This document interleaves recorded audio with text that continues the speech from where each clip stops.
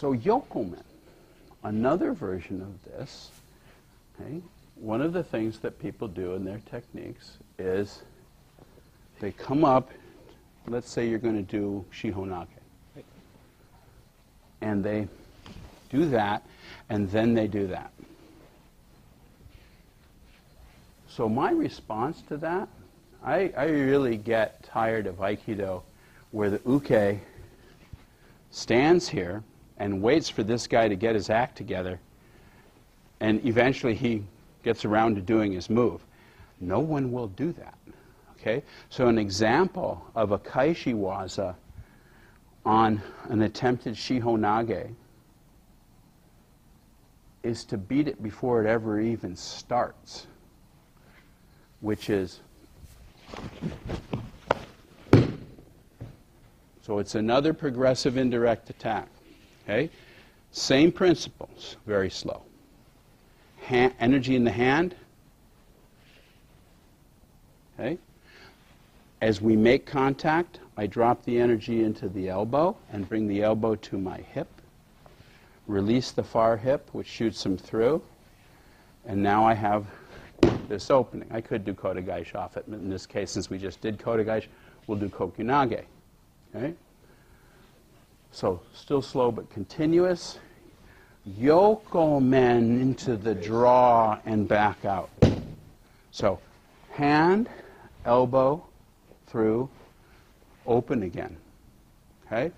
And this can be, yokomen is any off-the-line attack.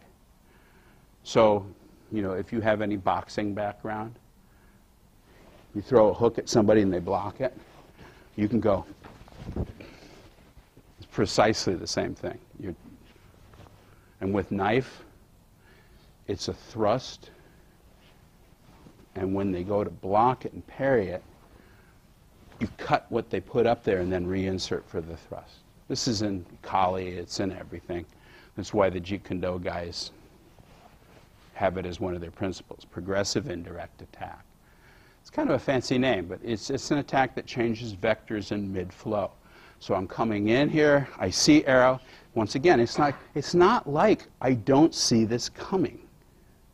This is one of the problems with Aikido people, is that the ukes are trained at the beginning to facilitate this guy's learning, and so they end up, 20 years later, you still have ukes who will run out there and hold their arms out while you do this technique.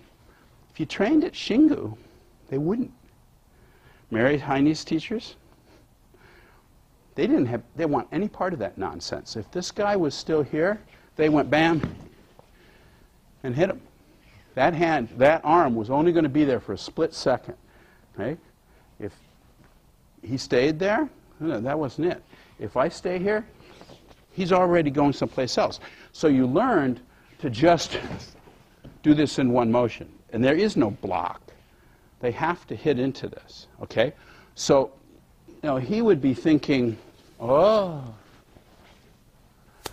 and I'm already running this. So I'm over here now. Then, okay? Give it a try.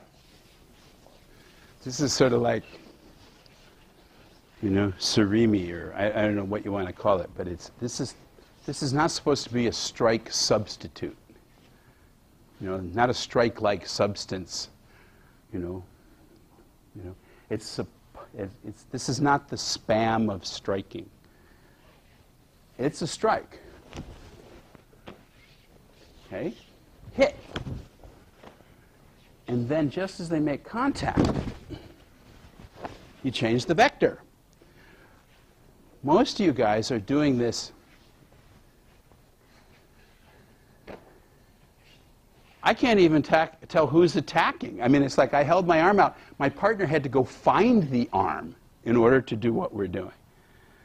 Okay? That's not their job. This is a strike. The arm is finding him. Wherever he goes, boom. Then, as he tries to deal with it, I take that and give it a different direction. Okay? So you do have to strike them, whack them, and then take that meeting and give it direction. Otherwise, it's kind of not the same on this. Because then you're not really meeting. Okay? If you get ahead of yourself and you go, you're out here. I'm hitting. Boom. Okay? Boom. And that instant of meeting, one of two things will happen. He collapses, in which case there really isn't any boom. Well, there will be when I hit his head, but not on the arm. Okay?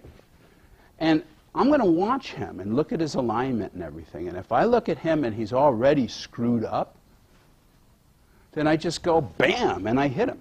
We go through it. Okay? This is a real strike.